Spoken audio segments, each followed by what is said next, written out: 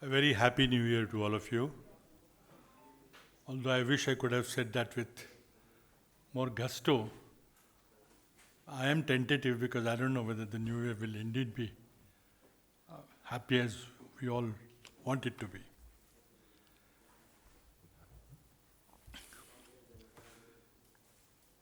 The year end speech by Prime Minister Narendra Modi was awaited by the people of India with great expectations.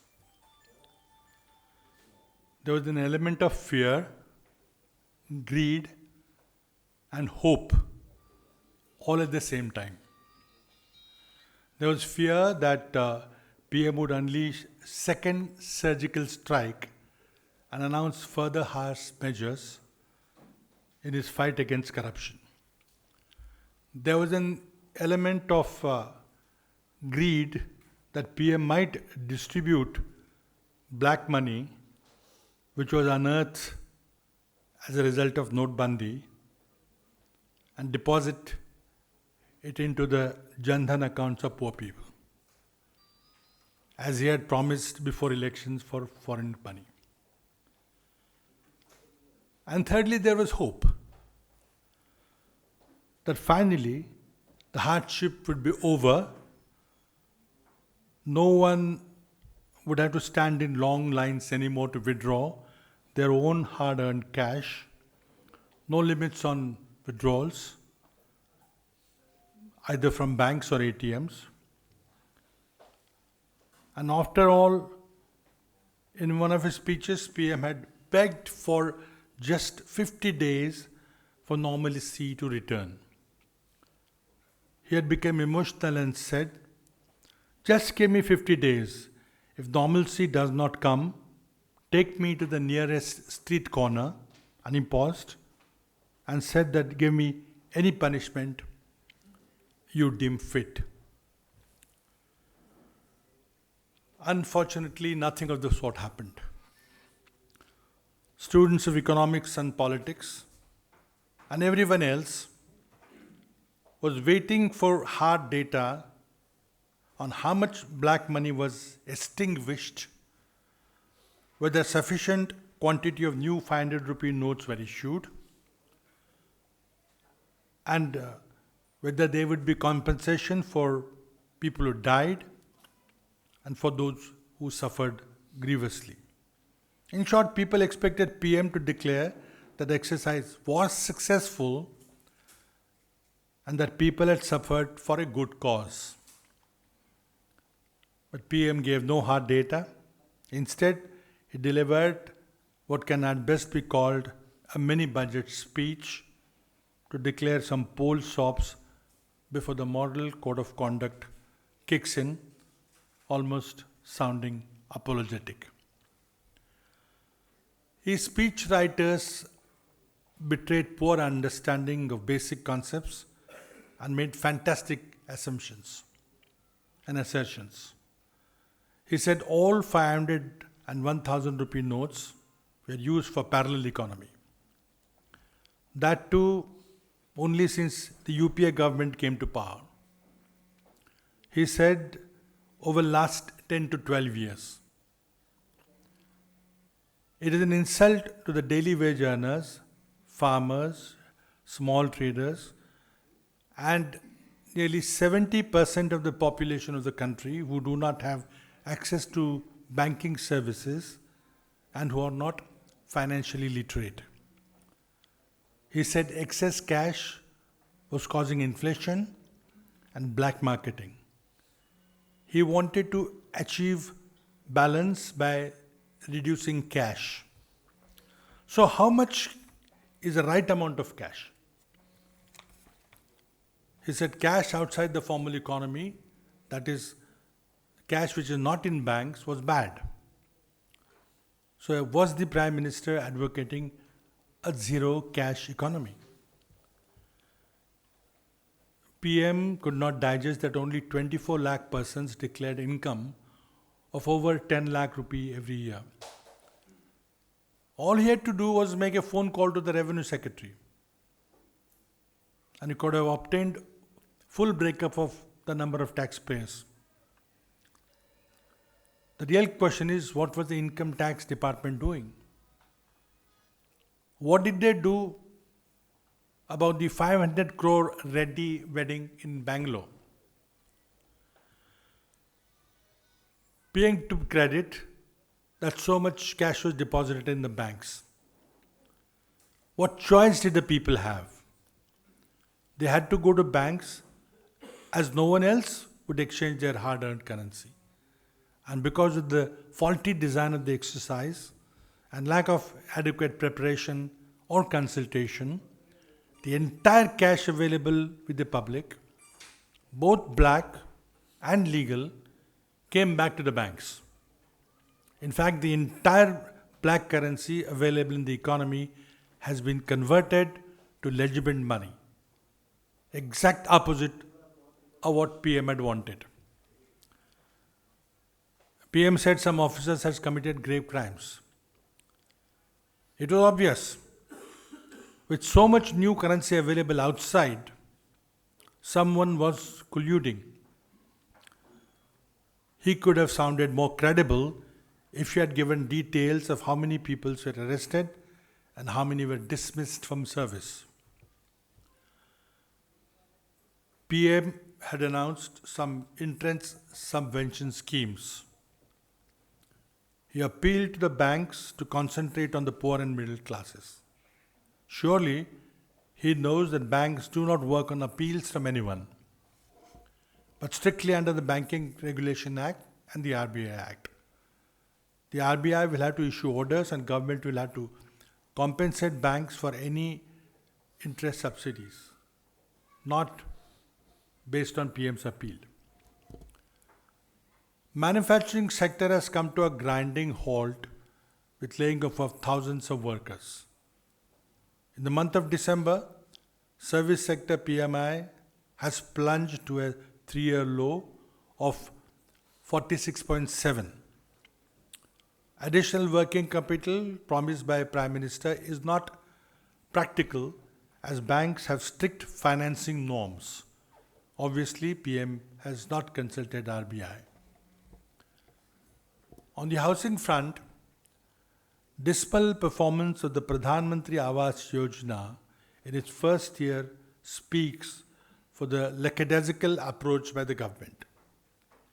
In the first year of PMAY, only 1,623 houses have been constructed against the aim of constructing 30 lakh houses per year. Interest subvention component was already available under the credit-linked subsidies subcomponent, CLSS, which offers 6.5% interest subsidy for economically weaker sections and LIG families. Talking to agriculture, PM did not say anything about the fall in prices of farm produce and the loss of wages of land-based labor. Agriculture has been hardest hit as timing of this monumental disaster coincided with harvest of kharif crops and sowing of rabi crop. Sales in the informal sector have been reduced by 30 to 40%. He did not talk about loss of income of cooperative banks due to closure and when would they be allowed to resume full operations. He agreed to bear the interest for 2 months when farmers could not access their own funds. This was one of the demands made by Shri Rahul Gandhi, but other demands have not been even considered. Converting Kisan credit cards to Rupee cards cannot be a substitute for cash, as it is well known that 90% of rural poor use credit cards only to withdraw cash because poor infrastructure and poor financial literacy. Government's claim of increased acreage of sowing compared to last year is a hollow claim when we consider drought conditions in the previous year. In December 2015, 207 districts in 9 states were reeling under severe drought. And therefore, a normal year shows a much higher sowing. PM has announced some schemes for pregnant women. The scheme for financial assistance to them was actually started as a pilot project in November 2010 under the UPA government. It became the part of the National Food Security Act 2013, which was accented to by President on 13 September 2013. The financial assistance under this scheme was increased from rupees 4,000 to rupees 6,000 in 2013 itself. It's not a new scheme at all.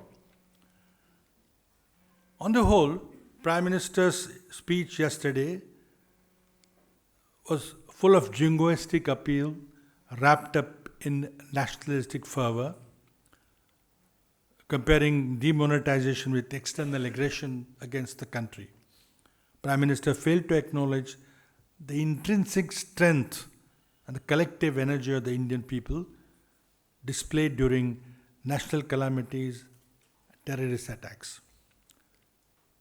The 50 days of so-called Shuddhi Yagna is nothing short of uncontrolled forest fire, which has taken toll of over 118 lives across the country and has crippled 40% of the informal economy.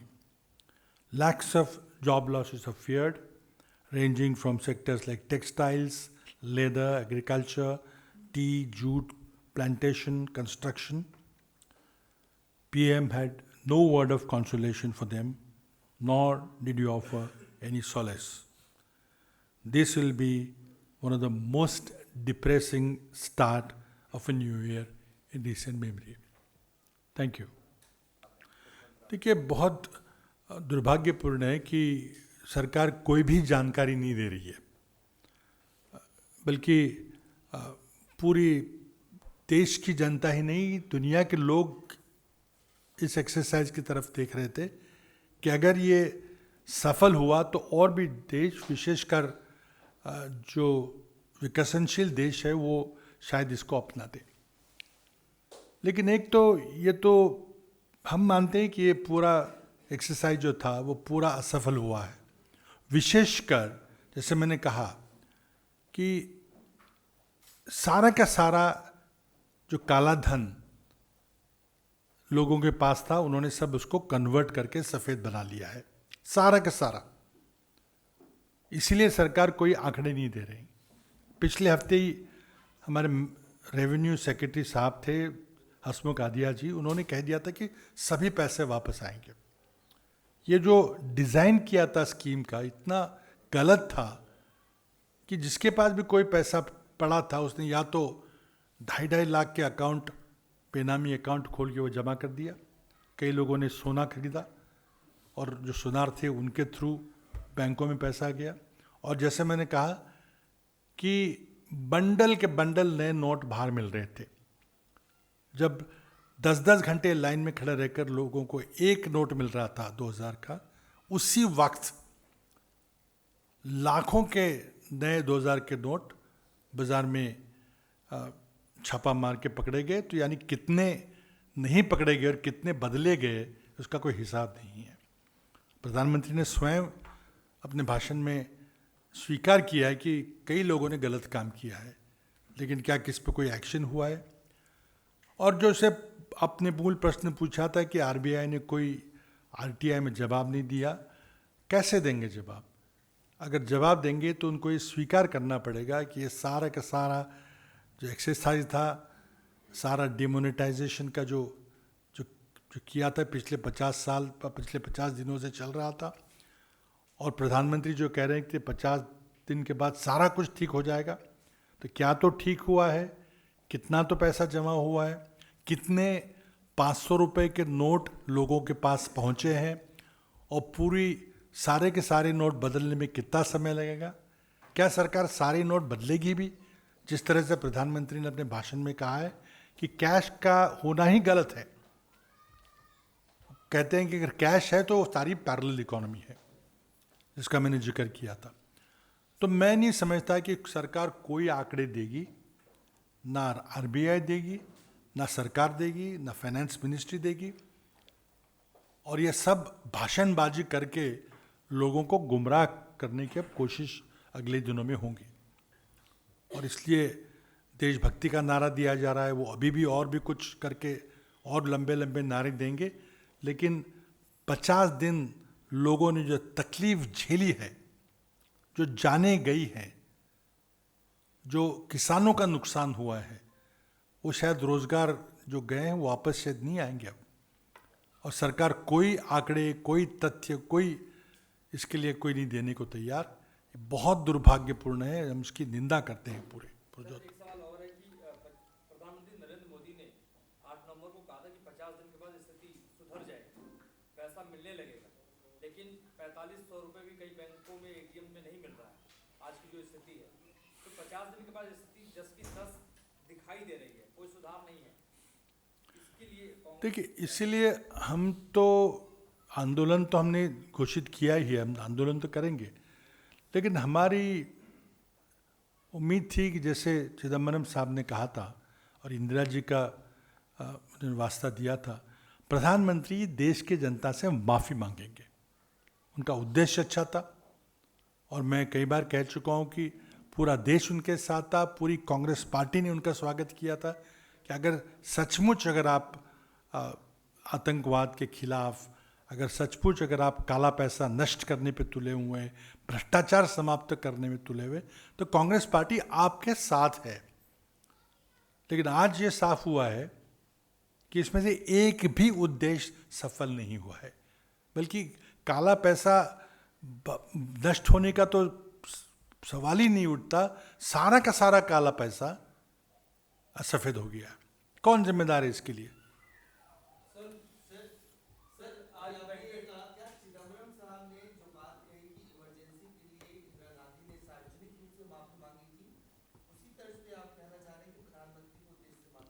बिल्कुल उसे कहते हैं जी, बिल्कुल जी, क्योंकि विशेषकर आज जो कुछ भी तथ्य सामने नहीं आ रहे हैं, और जैसे कि कुछ वरिष्ठ अधिकारी कह चुके हैं कि सारा पैसा वापस आ जाएगा और लगता है कि आ गया है, तो ये क्या सारा काला पैसा सफेद नहीं हुआ? राहुल गांधी जी के लंदन जाने पर कहा है कि उनका एटीएम को लाइन में रखना और प्रदर्शन करना सब नाटकबाजी है और यही वजह है कि देश उनको सीरियसली नहीं लेता।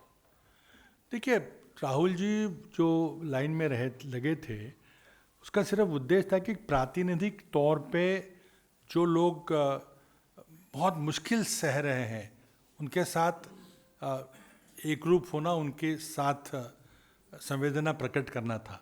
कोई ये बात नहीं थी कि फोटो अपॉर्चुनिटी के लिए नहीं गए थे वो।